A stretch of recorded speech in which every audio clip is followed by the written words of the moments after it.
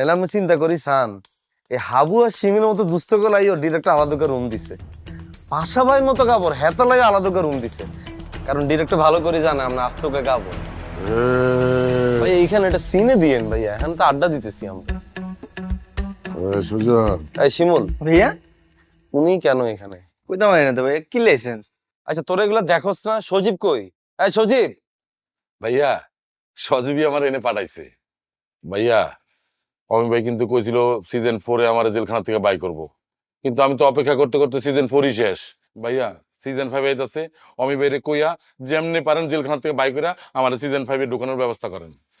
হ্যাঁ, তুই আমিরে কইস, আমিও কমনে ওরে যেন 5-এ ঢুকায়। বাবুরা আমরা লাগে যে আমার ফরমাইশ এনে দিলেন, অমিবের লোকে কি বলুম না বলুম এটা আমার ব্যক্তিগত ব্যাপার। আর ভাই আপনি কি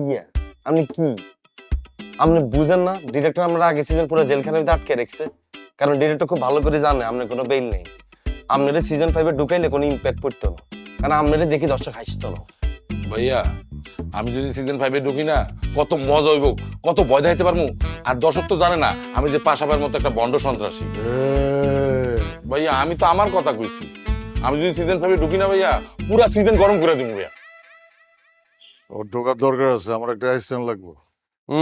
বুঝছি তো আপনি কিলে অ্যাসিস্ট্যান্ট ঢোকাইতেছেন, কারণ দোনোজন মিলে আমগরে ডিস্টার্ব করবেন কেন? এই সব কিছুর মূল হচ্ছে একমাত্র তুই, তারপরে আমি কি হরছি? কারণ তুই এতারে লই এনছস আর হেতা না হেতার অ্যাসিস্ট্যান্ট ঢোকাইতেছে আমগরে ডিস্টার্ব করানোর লাই। এতারে ডিরেক্টর আনছে 2 দিনের লাই, আমগরে ডট দিয়ে চলে যাইব। ডিরেক্টর অন হেতারে বাদ দিতে চায়, হেতে গাটিবন্দি বইরেছে, হেতে যায় না। দাদু আপনার আবার অ্যাসিস্ট্যান্ট লাগবে কেন? আমিই তো আছি। আরে বেটা, ও যেটা পারবো তুই ওটা পারবি না। দাদু আমি সব পারবো। পারবি না, তোর চরিত্রে ঝামেলা আছে, সবকিছু তোরে দিয়ে হইব না। ভাইয়া এত কিছু বুঝি না, রাইতের বেলা কেউ আমগো রুমে থাকতে হইতো না। আরে বেটা, ওই আমার কর্মচারী, ওই কি আমার লগে ঘুমাইবো? হয়তো তখন লগেই থাকবো। আরে ভাইয়া এক রুমে আমরা দুইজন গাদাগাদি করে থাকি, রাইতটা গন্ধে ঘুমন যায় না, তার মধ্যে হেরে কর্নারটা রাখবো আমরা। না না ভাইয়া আমগুলোকে থাকতে হইতো না। তাইলে আর কি করার? কাবিলা, তুই তো একলা আসুস, তোর রুমে ওরে গেস বানা রাখ। আরে কোন মেচ্ছে ডিরেক্টর আরোগ্য রুম দিছে, বলছে কাবিলা তোর এখানে একটা বেড দিলাম, তোর লগে আরোগ্য বেড দিছে, ঘরে যদি কোনো গেস্ট আসে হেতার তুই রাখবি।